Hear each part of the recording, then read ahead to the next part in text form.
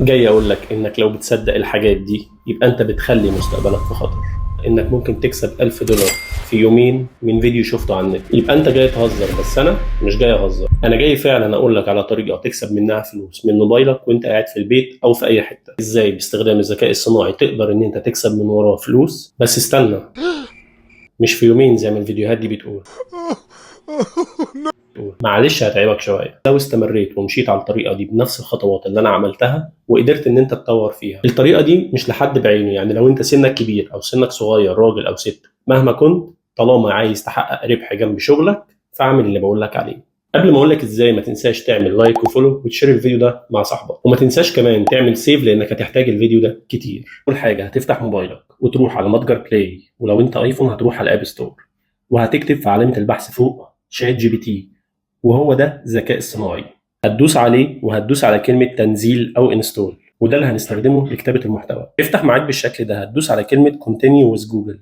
هيجي هنا هيقول لك اختار الإيميل اللي أنت عايز تعمل بيه تسجيل. وكده يا صديقي ألف مبروك، أنت الذكاء الصناعي كله في إيدك، وهو أشهرهم شات جي بي تي. دلوقتي الذكاء الصناعي معانا، هنروح على جوجل ونجيب أي خبر للكورة وهناخده نسخ، وهنروح على البرنامج بتاع شات جي بي تي اللي احنا لسه منزلينه، وهنكتب في المربع تحت أعد صياغة هذا النص مع اختصاره، وهديله النص وهدوس انتر، وهسيبه ان هو يحمل ويفكر ازاي يكتب لي المحتوى.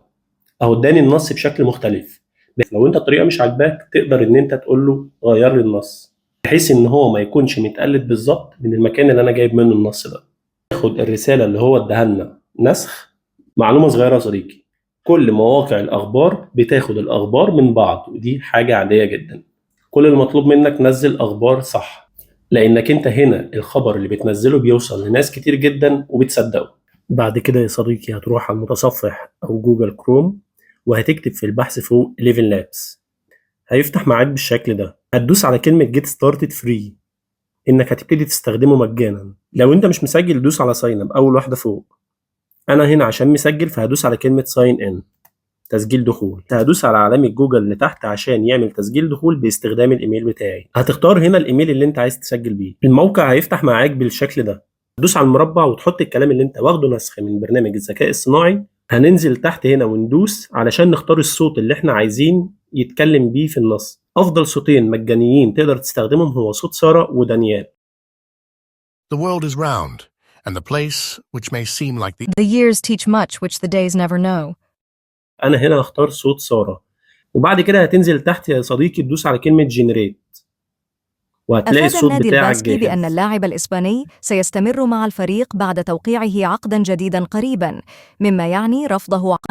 أشار إلى أن زوبي ميندي رفض عروضاً مشابهة من بايرن ميونخ وأرسنال في السابق. بعد كده هتنزل وتدوس على علامة تنزيل عشان ينزل عندك على الموبايل. بعد كده هتيجي الخطوة التانية، هنروح على البرنامج اللي نزلناه كاب كوت. هتدوس على مشروع جديد، هيفتح لك الاستوديو بتاع الموبايل. هتختار صور رياضية تكون انت منزلها، اي حاجة خاصة بالخبر اللي انت هتعمله. انا هنا مجهز صورة لفريق ليفربول، هختارها. وما تنساش تدوس على علامة دقة عالية علشان الصورة تنزل بنفس الجودة بتاعتها. كده المشروع بتاعك بنجاح الحمد لله اتعمل. هتيجي تحت هنا وتدور على كلمة نسبة العرض، وتحدد 9 ل 16، وهو ده المقاس بتاع فيديوهات التيك توك. لو تلاحظ هنا مقاس الفيديو اتغير والصورة بقت صغيرة فيه. كل اللي عليك بصوابعك الاتنين مع بعض هتعمل زوم ان للصورة علشان تكبر لغاية لما تملأ الفيديو بالكامل، وما يكونش فيه أي فراغات فوق أو تحت أو في الجناب. وهيظهر لك تحت في المنيو كلمة الأصوات، هتدوس عليها. بعد كده هتروح لعلامة الفولدر اللي جنب علامة النار، وتختار الصوت اللي احنا لسه منزلينه. وكده الصوت شغال معاك واتضاف فعلا للبرنامج. أفاد النادي الباسكي بأن اللاعب الإسباني سيستمر مع الفريق. بعد كده هتلاقي ان عندك هنا في شاشة النهاية كاب كات بالفعل بيحطها لك جاهزة. هتدوس عليها وتمسحها لان احنا مش محتاجينها. تقدر ان انت تطول مدة الصورة وتقللها، بمعنى ان الصورة دي هتظهر قد ايه في الفيديو، كام ثانية. بتدوس عليها وبيظهر لك علامة بيضاء تقدر تشدها يمين وشمال. ولو رحت بصوابعك الاتنين عملت زي زوم ان وزوم اوت هيكبر لك التايم لاين ويصغره على حسب انت مرتاح ازاي. انا هنا هدوس على الصورة وهعمل تكرار ليها اكتر من مرة. انت مطلوب منك تحط اكتر من صورة، كلهم يكونوا تبع الخبر اللي انت بتعمله. طب ازاي تحط صورة تانية؟ هتلاقي علامة زائد اهي، هتدوس عليها هيفتح لك الاستوديو بتاعك، تختار الصورة وما تنساش دقة عالية وتدوس إضافة، الصورة هتنزل. كده الفيديو بتاعك جاهز، بس استنى، الفيديو يبتدي في الأول والصوت مترحل. هتدوس على الصوت وتفضل دايس دوسة طويلة وتسحبه ناحية الشمال بحيث الصوت والصور يبدأوا مع بعض. أفاد النادي الباسكت. طيب الفيديو بتاعنا عايز شوية أنيميشنز كده. هتدوس على الصورة وتنزل تختار كلمة رسوم متحركة، وبعد كده هتدوس على كلمة مزيج بحيث يكون بداية الصورة ونهايتها فيهم أنيميشن، وتختار الأنيميشن اللي أنت عايزه وتبتدي تنفذ ده في الصور كلها بحيث الفيديو بتاعك ما يكونش ممل وفيه حركة. بعد كده يا صديقي هتدوس على كلمة تصدير اللي هي اكسبورت علشان الفيديو يكون نزل عندك على الموبايل جاهز ان انت تبتدي ترفعه على المنصات بتاعتك. بعد كده هتروح لبرنامج التيك توك، وبعد كده هتفتح التيك توك بتاعك. انا هنا فاتح التيك توك بتاعي، ما تنساش تعمل لي فولو، ده البروفايل بتاعي. هتدوس على علامة الزائد اللي تحت علشان تقدر ان انت ترفع الفيديو على القناة بتاعتك. هنا بقى في نقطة مهمة جدا ركز فيها، هناخد الكلام اللي خدناه من الذكاء الصناعي ونحطه في مربع الوصف بس كده، لا في حاجة تانية صغيرة عشان الفيديو بتاعك يتشير بسرعة. تحط كذا هاشتاج، الهاشتاج ده بيساعد بسرعة رهيبة جدا ان الفيديو بتاعك يكبر. هتدوس على علامة شباك وتختار شوية هاشتاجات مفيدة ولازم تحطها في كل فيديو ليك.